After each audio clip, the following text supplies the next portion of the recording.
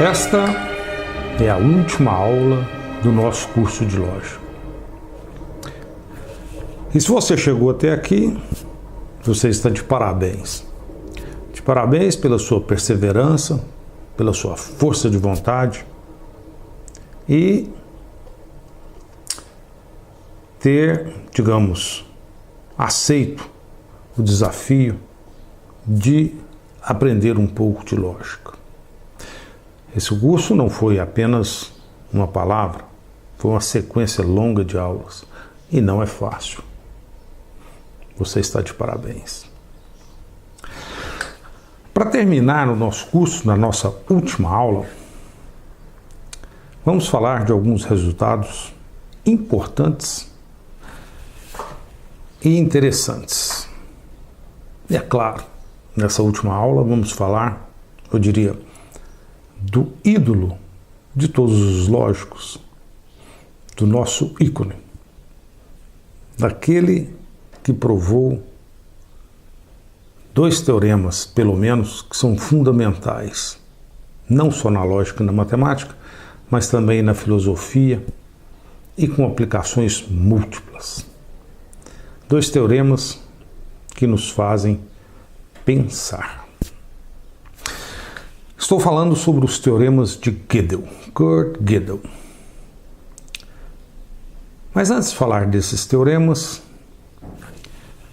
vamos começar pensando sobre alguns conceitos da lógica. Primeiro, observe o seguinte, que conforme a definição de consistência, um sistema axiomático é consistente se somente se uma fórmula H e não H não são teoremas ao mesmo tempo. Ou seja, para ser consistente, não pode existir uma fórmula H tal que tanto H como não H são teoremas. Quando os axiomas de Peano foram propostos pela primeira vez, Bertrand Russell, um grande lógico, e outros concordaram que esses axiomas definiram implicitamente o que significa um número natural. Ou seja, o sistema formal de Peano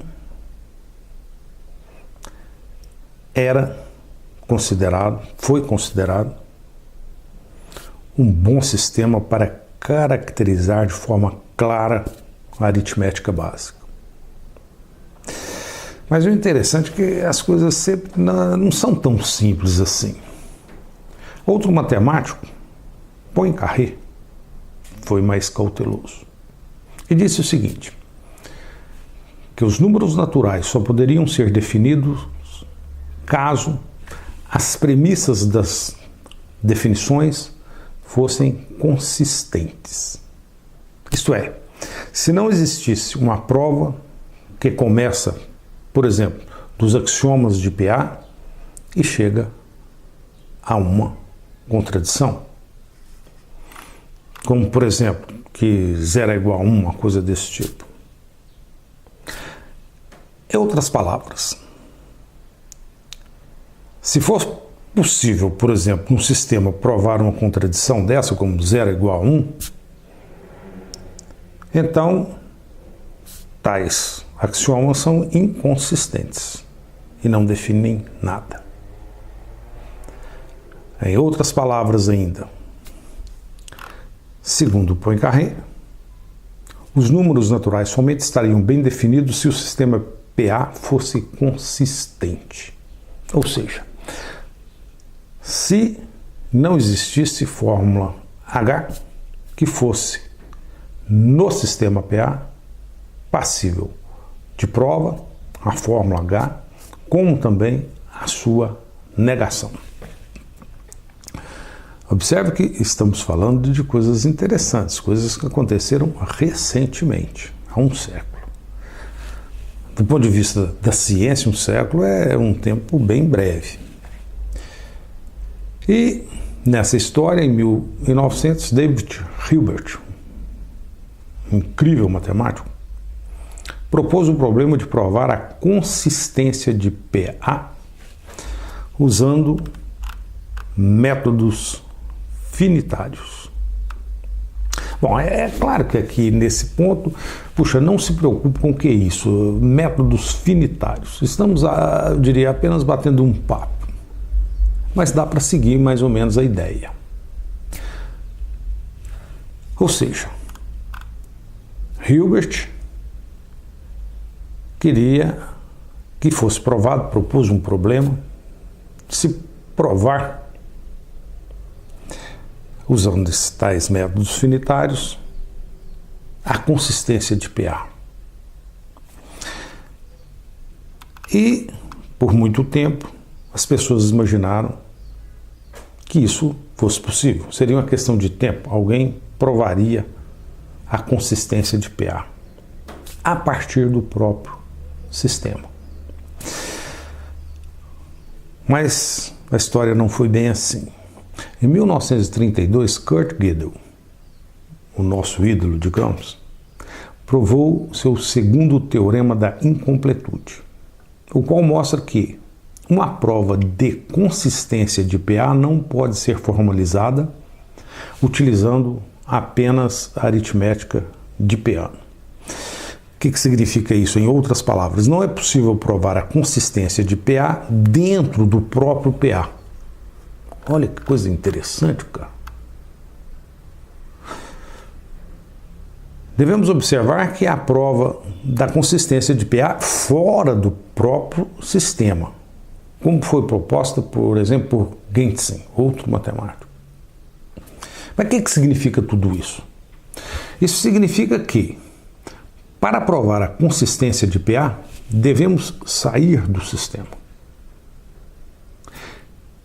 E nesse sentido, conforme colocado por Poincaré, não é possível definir os números naturais utilizando apenas o contexto do sistema PA.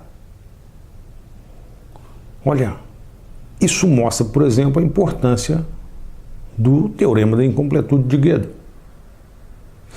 Olha, ele está nos mostrando que para provar certas coisas, às vezes a gente tem que sair do próprio sistema. E sair do sistema para provar alguma coisa sobre ele, isso é desafiador. Isso tem consequências sobre a nossa forma de pensar sobre o mundo. Mas, falando sobre esses teoremas da incompletude de Gödel, são dois, que estabelecem limitações sobre os mecanismos de prova dos sistemas axiomáticos da aritmética. E, como estabelecem tais limitações, tais teoremas são importantes em inúmeras áreas do conhecimento, como na lógica, na matemática, em geral na filosofia. Eles são, podemos dizer, o fundamento de uma revolução matemática, de fato. Por exemplo, primeiro teorema da incompletude afirma que nenhum sistema formal da aritmética que seja consistente e cujos teoremas formam um conjunto decidível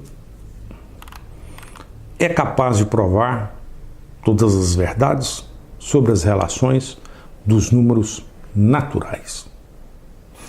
Isto é, falando em outras palavras, nesses sistemas sempre há afirmações sobre os números naturais que são verdadeiras, mas que não podem ser provadas dentro do sistema.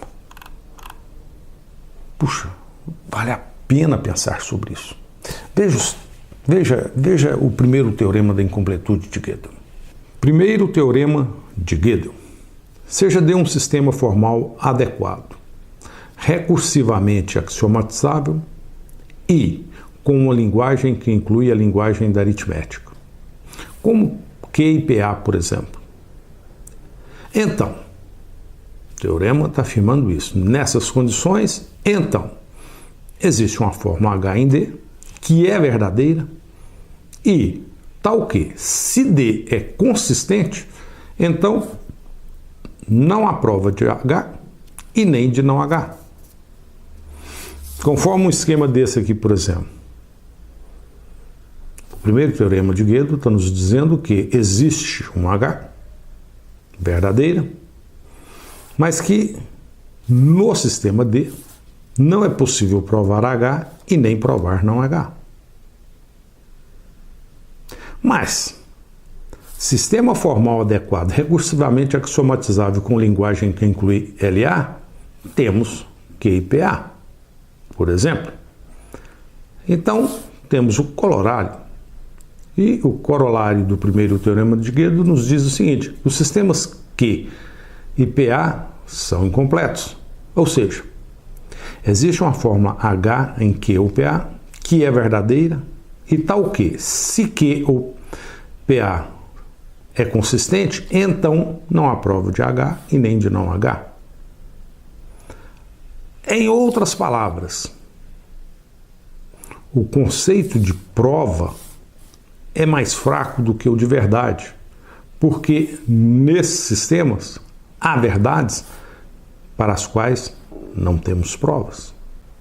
Pelo primeiro teorema de Gödel, qualquer sistema formal recursivamente axiomatizável, não me preocupo muito com isso não. Ser recursivamente axiomatizável significa que existe, digamos, um procedimento recursivo que identifica quais os axiomas. Existe uma maneira de identificar os axiomas. Então, um sistema axiomatizável nesses termos é capaz de expressar algumas verdades básicas da aritmética. Não pode ser, ao mesmo tempo, completo e consistente. Ou seja,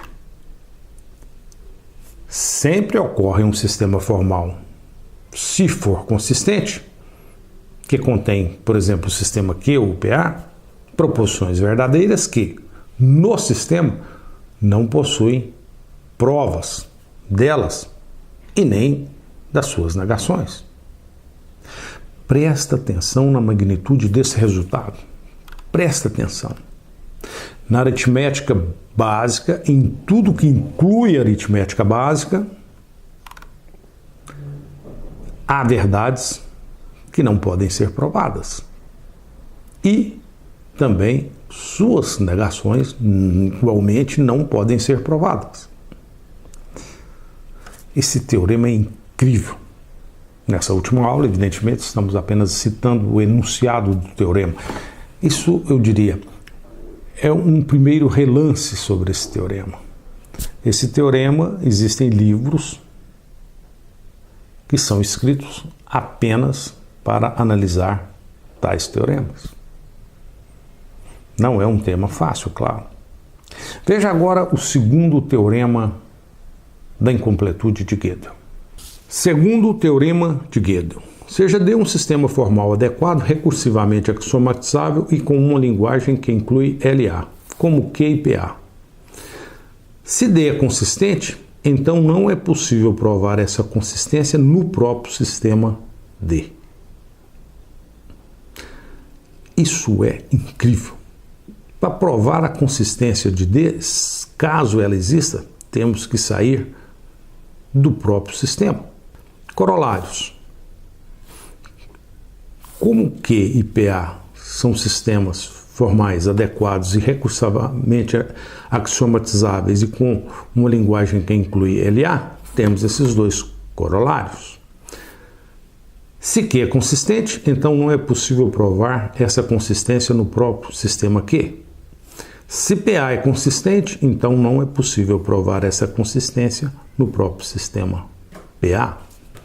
O sistema formal PA, que é uma aritmética básica, se for consistente, então não é possível provar tal fato no contexto de PA.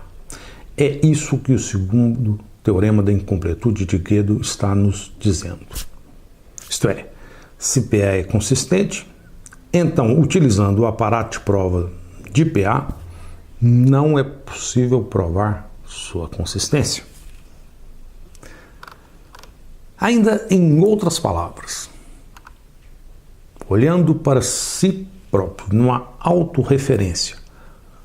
PA não prova sua consistência, dado que ele seja consistente. Olha, tudo isso mostra como a autorreferência pode ser complexa.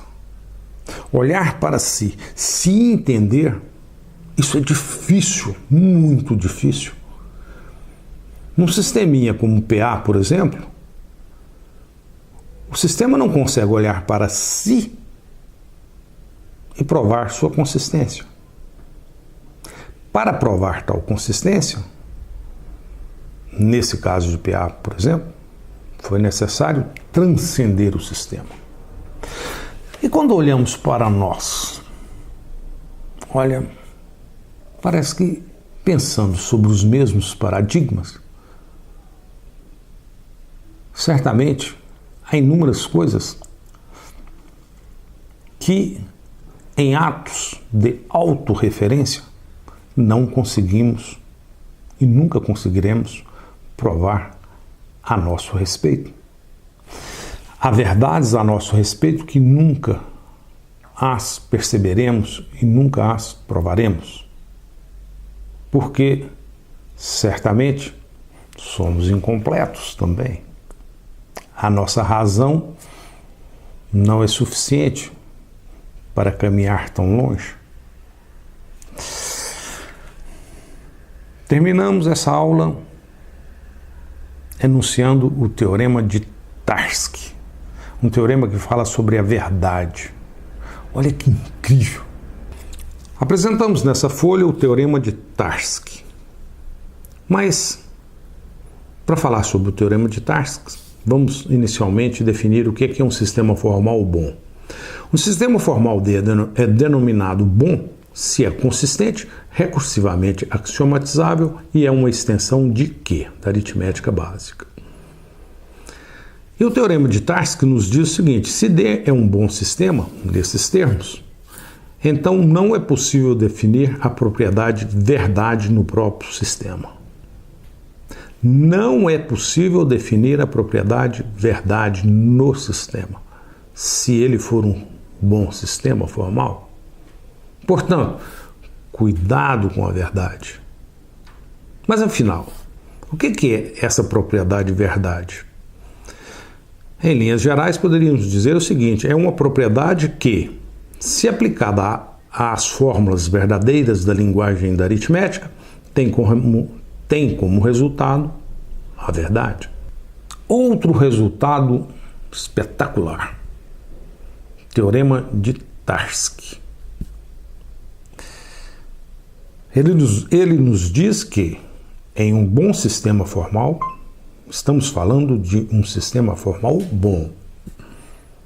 Num sistema desse tipo, não é possível definir uma propriedade que caracteriza, que expressa, que identifica a verdade.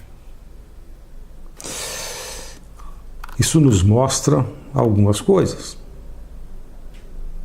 Isso nos mostra, por exemplo, como pode ser complicado definir a verdade.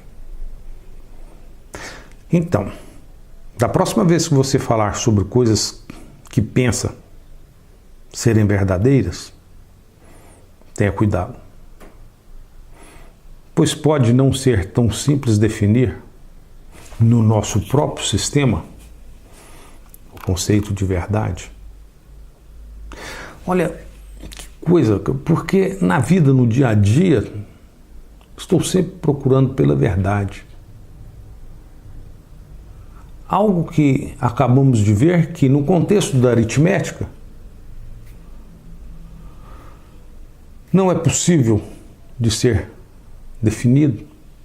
E agora, o que fazer? Algo tão básico, a verdade, não consigo defini-la. E se a verdade é, a princípio, aquilo que me guia, que me conduz, é, digamos, o meu norte, a luz no fim do túnel, aquilo que estou seguindo, olha, Mas então agora aquilo que sigo, aquilo que tenho como objetivo, que é a verdade, não é possível de ser definida. Para onde ir? Viver não é fácil, porque temos como fundamento coisas como isso. Temos como fundamento na vida, no nosso dia a dia, nos nossos procedimentos, na nossa maneira de ser, a busca pela verdade. E nem mesmo sabemos definir o que é isso, a verdade. O que é que nos resta? Eu diria que nos resta ser mais humildes, mais compreensivos, menos arrogantes.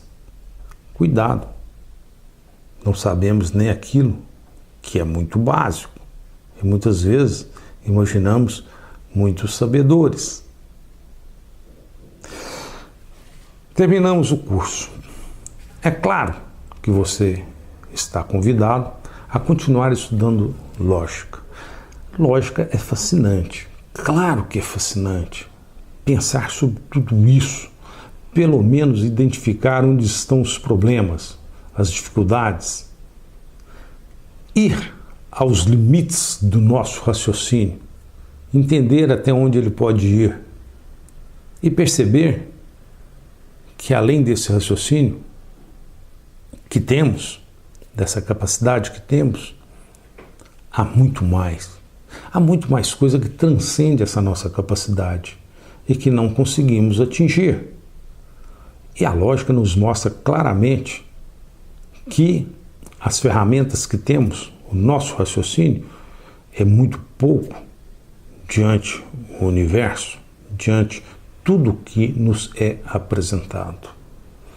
Continue estudando lógica, você entenderá um pouco mais sobre essas coisas. Seja bem-vindo à lógica.